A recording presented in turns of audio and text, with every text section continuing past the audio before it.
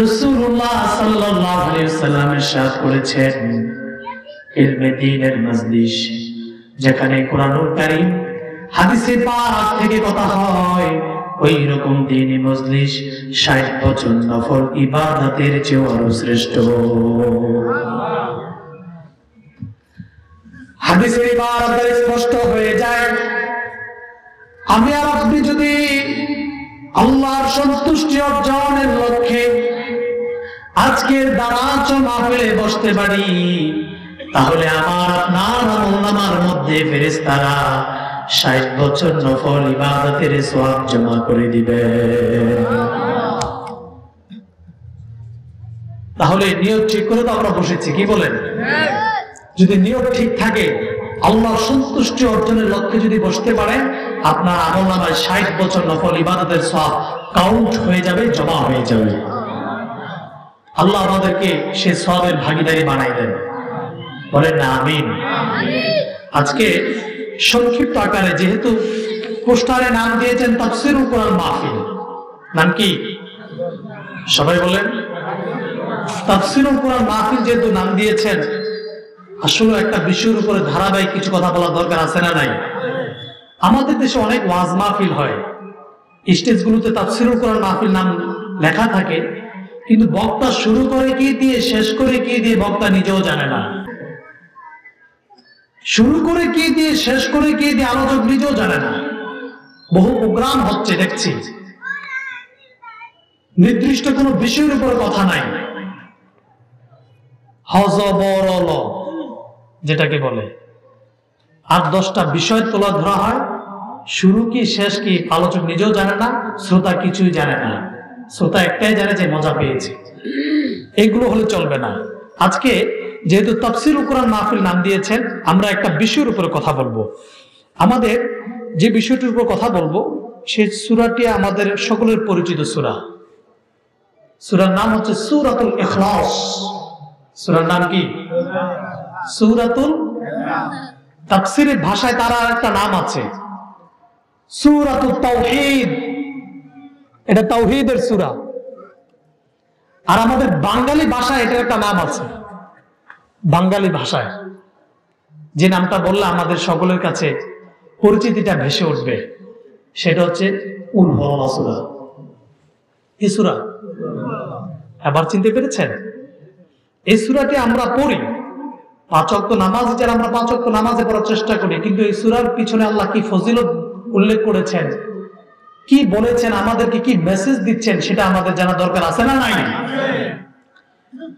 সূরাতুল ইখলাস, যার অপর নাম সূরাতুত তাওহীদ, যার বাঙালি নাম কুল হুয়াল্লাহ সূরা, এই সূরার পিছনে কয়েকটি ফজিলত আমি তুলে ধরছি যেন আপনারা আমল করতে পারেন।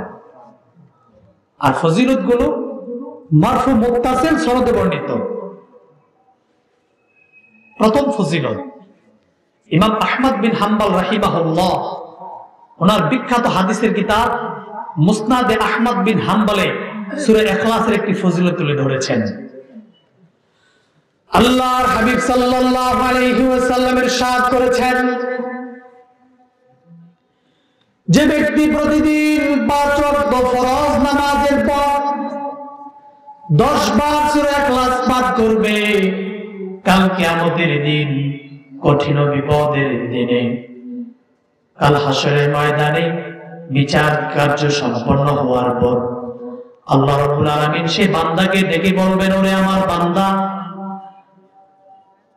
তোমার আজকের কঠিন দিনে তোমার কোনো হিসাব নাই, নিকাশ নাই, উদখুল বিআইয়ি বাবিন তাশা, তোমার জন্য জান্নাতের সব দরজাগুলো খোলা আছে, যে দরজা দিয়ে মনে চায় ওই দরজা দিয়ে আল্লাহর জান্নাতে প্রবেশ করো।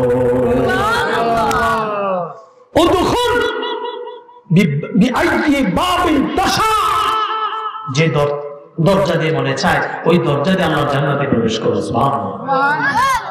5 ওয়াক্ত ফরজ নামাজের পর 10 বার পারবেন তো ইনশাআল্লাহ?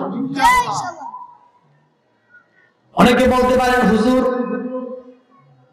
আমি যদি ফরজ নামাজ শেষ করে না পড়ি, সুন্নত পড়েও যদি পড়ি, তাতে হবে কি? হাত হবে। আপনি যদি সুন্নত পড়েও যদি 10 বার 5 ওয়াক্ত নামাজের পর 10 বার করে সূরা ইখলাস পাঠ করেন, আপনার সূরা ইখলাস আদায় হয়ে যাবে। আল্লাহ আমাদেরকে পড়ার তৌফিক দেখ, বলুন আমিন। তাহলে একটা ফজিলত জানলাম সূরা ইখলাসের, যে 5 ওয়াক্ত ফরজ নামাজের পর আমাদেরকে 10 বার করে সূরা ইখলাস পড়তে হবে। করবেন তো ইনশাআল্লাহ? সূরা ইখলাসের দ্বিতীয় ফজিলত, যা আল্লামা হাফিজ ইবনে কাসির রাহিমাহুল্লাহ তাফসীরুল কুরআনিল আযীমের ৪র্থ খণ্ডে সূরা ইখলাসের একটি ফজিলত তুলে ধরেছেন। তাফসীরুল কুরআনিল আযীমের অপর নাম তাফসীর ইবনে কাসির, সেখানে আছে ফজিলতটি। আল্লাহর হাবিব সাল্লাল্লাহু আলাইহি ওয়াসাল্লাম উল্লেখ করেছেন, আল্লাহর হাবিব সাল্লাল্লাহু আলাইহি ওয়াসাল্লাম ইরশাদ করেছেন, মান আরাদা আইয়ানামা ফানামা আলা ইয়ামিনিহি সুম্মা ক্বারা সূরাতাল ইখলাস 100 মাররা ফাইযা কানা ইয়াউমুল কিয়ামা ইয়াকুলু রাব্বু আযজা ওয়া জাল্লা ইয়া আবাদি উদখুল আলা ইয়ামিনিকাল জান্নাহ।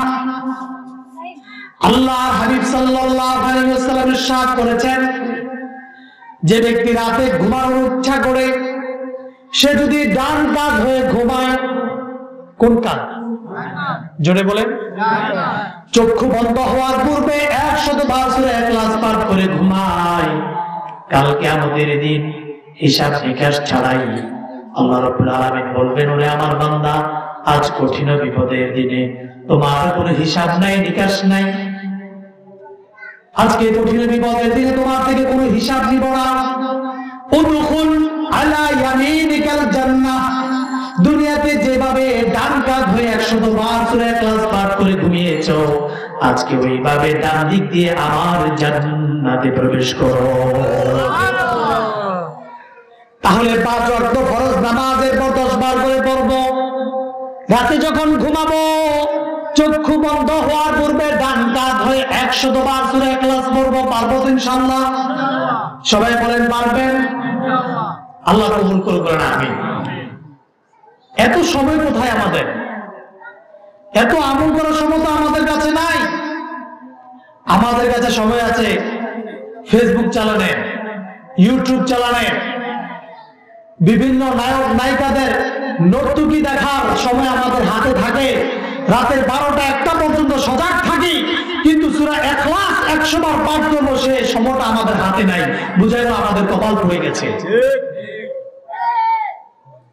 সেজন্য বলি ভাইয়েরা আমার,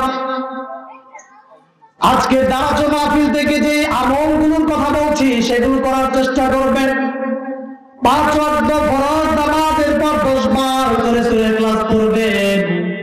রাতে যখন ঘুমাতে যাবেন, ডান কাত হয়ে যখন ঘুমাবেন, চক্ষু বন্ধ হওয়ার পূর্বে আল্লাহ রাব্বুল আলামিনের ভালোবাসায় 100 বার সূরা ইখলাস পাঠ করে ঘুমাবেন।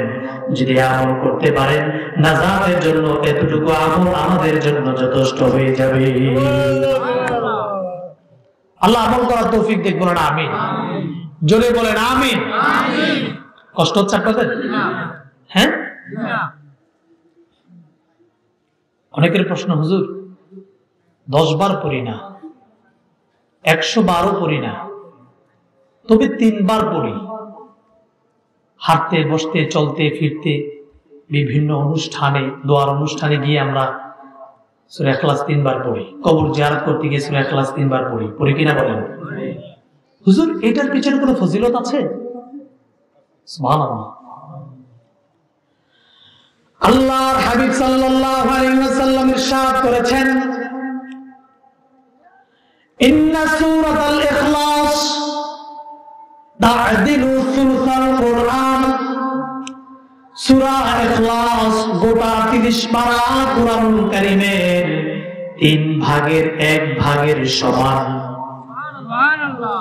আল্লাহর কোন বান্দা যদি নিয়তকে ঠিক করে 3 বার সূরা ইখলাস পড়তে পারে, রব্বুল আলামিন ওই বান্দার আমলনামার মধ্যে গোটা 30 পারা কোরআনুল কারীম খতম করার একবার সওয়াব তার আমলনামায় রব্বুল আলামিন জমা করে দিবেন। সুবহানাল্লাহ, সুবহানাল্লাহ। কত কঠিন আমলটা, সহজ আমরা তো করি না বিধায় তো আমাদের কাছে কঠিন মনে হয়, ঠিক কিনা বলেন? তাহলে হাঁটতে বসতে চলতে ফিরতে বিভিন্ন অনুষ্ঠানে আমরা সূরা ইখলাস বেশি করে পড়ব।